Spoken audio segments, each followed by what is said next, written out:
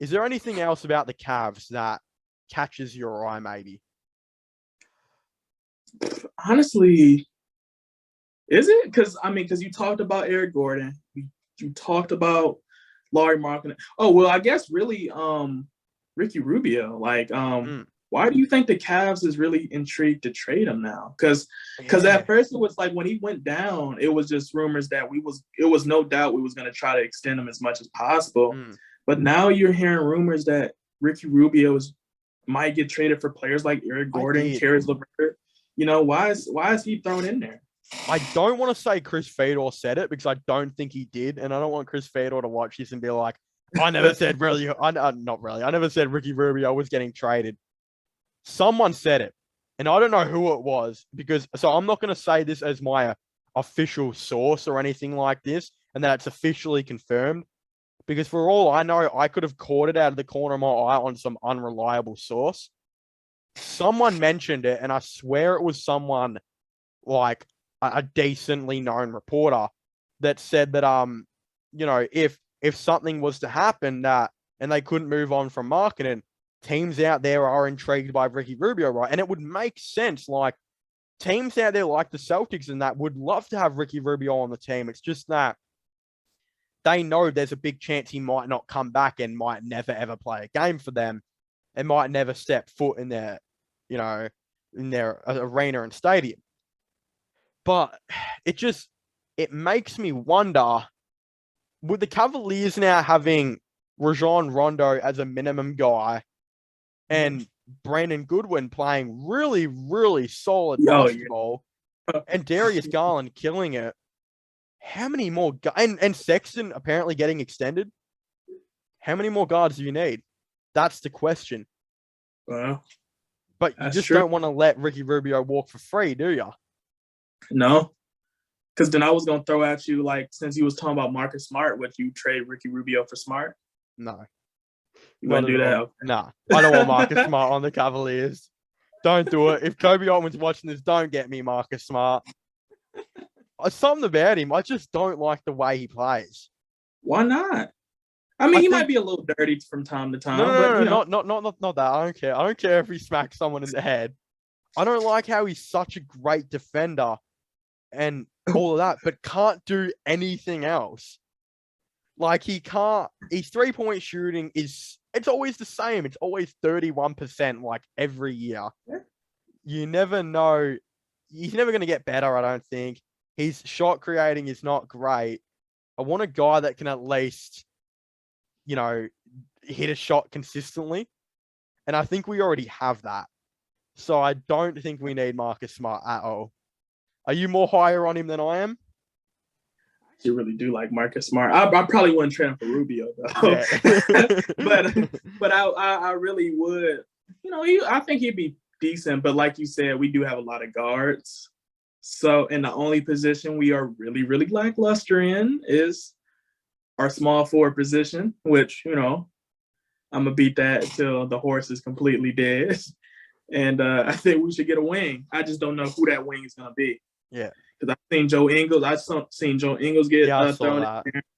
You know, I I mean, don't that's a know. free agency type thing more than anything. If you want Joe Yeah. Ingles, you're not going to go out and trade for him at this point. And I think Ingles will stay. I don't think Ingles will ever leave the Jazz until he has to leave the Jazz. So it's and also would Ingles be on the verge of retiring? Because what people don't know about this is Ingles and his wife. His wife is actually his wife was a very big netballer in Australia. Do you know what netball is? No. You've never heard of netball?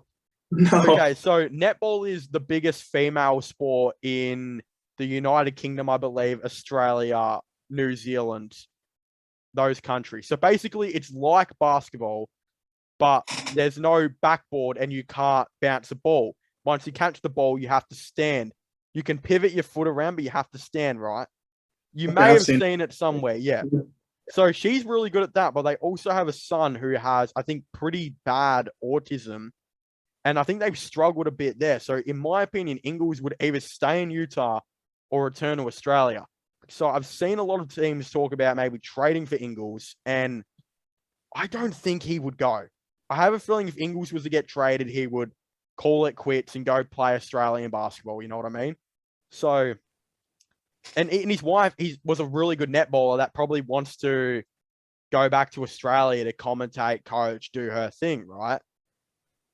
And I just don't know. You know what I mean? Like, I think I have that feeling. So, would you take the risk though? Would you trade for him or would you sign him in free agency? Or do you think Ingles is like done in the league if he leaves? I don't think he done, but I would try to sign him. Yeah. Because right now, I don't think we really have. Well, we got the assets to trade for him, but I don't think it makes sense for us to trade those assets for a player that's gonna be available. You know, I think he's one of those players. You just if you don't get him in free agency, it is what it is. You know, you just so because I do think Ingles. I think Ingles knows he got a lot of value in the league. Like a lot of people, a lot of teams like Joe Ingles. Cleveland can use him. The Lakers can use him. Utah can use him. Like it's a lot of teams that can use the services of. Do you remember what he Joe said when Rona was happening in the bubble? He actually, I think he tweeted out. He actually said that he was contemplating retiring, going back to the NBL, and going and playing there. Yeah. So that makes me think that I don't know if this guy would leave. Like if this guy had to leave the Jazz, would he really? He doesn't need the money, he's on a lot of money. You know what I mean? He'd get money in Australia too. How much does Joe Ingles need the NBA anymore?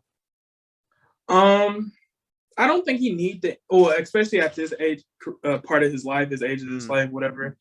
He don't necessarily need it, but at the same time, I don't think he's done with it yet. Yeah. Because I think he could, like I said, he can milk a couple, not no large contract, but he can milk a couple more like $5 to $7 million contracts. He could definitely, worst would be like $3 million as well. Like that's the worst he would get.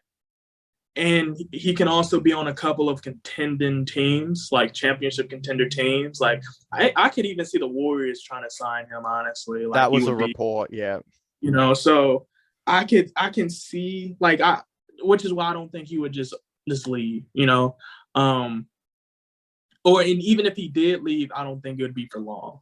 Like it'd be one season, then he'd be back, kind of like Lance Stephenson, kind of. But you know. Yeah, Stevenson, isn't he on his third 10-day contract? Like, that's so funny to me to think. Why don't they just sign him at this point? Give him the. They had said they had did it, but it was an incorrect report. Yeah, Ingles actually, he does a lot of off-court stuff too. Like his, son, of course, has autism and stuff like that, and I think it's pretty high. I think when I said bad earlier, I think that was the wrong word. I think it's not obviously a bad thing necessarily. It's a difficult thing to process, especially for a family, that has so much on their plate already. But Ingles, I think, has been doing a lot of like autism awareness stuff on the side too. So like, I don't know if he wants to base something like that in Utah or if he'd do that in Australia. But dude's got a lot on his plate. I don't know if he will. I just don't have a feeling that he would leave the Jazz. But hey, the Cavaliers would be a team. Like he would add 3-point shooting. He'd be another dude that could ball handle if we had another guy get injured. Great passer, can move the ball around, can guard really the 1, 2, and 3. Not a solid defender, but he does the job. You know what I mean? I think this whole entire guard wing thing for the Cavaliers is going to be interesting because you look at it now. Garland, Goodwin, Rubio, Rondo, Sexton, Windler's still there, Okoro. There are a lot of wings on this team. People don't realize that the Cavaliers have like one center and Ed Davis. We don't really have any center depth at all, do we? No, but I think they supplement it, but by like having because a lot of people, because like anybody that watched the games, y'all know how obviously they have Mobley, Jarrett start, but then as soon as something happens, they had just pit Mobley at that 5, then take Jarrett out, pick K-Love at the 4, and that'd be their version of a small ball, even though it's not small ball at all. Then they take out Mobley, pick K-Love at the 5, then they pit Jarrett out. They literally just alternate it. So if they were to get another 5, I think he would probably be in the same situation as Ed Davis. I agree. I think the only time we'd need to get another 5 is if COVID hit again, right? Yeah, which I think that was the reason they kept Ed Davis, just in case that happened again, because it was a situation where we was out from Jared, Evan Mobley, and the only pick we had available technically was K-Love and Laurie, which we ended up alternating him, Ed Davis, and K-Love around. So, and then we tried to play Taco Fall too. We had him. Because that's who was really supposed to be that other center, but Lord have mercy. Lord have mercy. You can't really say anything about Taco because you don't want to get flamed in the comments. Yeah. For being honest. Yeah. You don't want to be that guy. But yeah, the Cavaliers, they're super interesting. Oh, a part of me also says, I don't know if I want to give Ingles $3 million when we've already got Windler on $4 million. You almost just want to keep developing that guy who's already there. So question: would you try out Lamar Stevens at the small forward position? Yeah. Well, naturally, Lamar Stevens is a small forward, right? Yeah. But in 2K, he's a power forward. Yeah. Which doesn't make any sense. Also, 2K, if you're watching this, fix his face scan up, please. Like, oh my God, he looks so bad. And he's still a 71 overall player, like. Yeah. Come on now. Through the wastelands, through the highways, and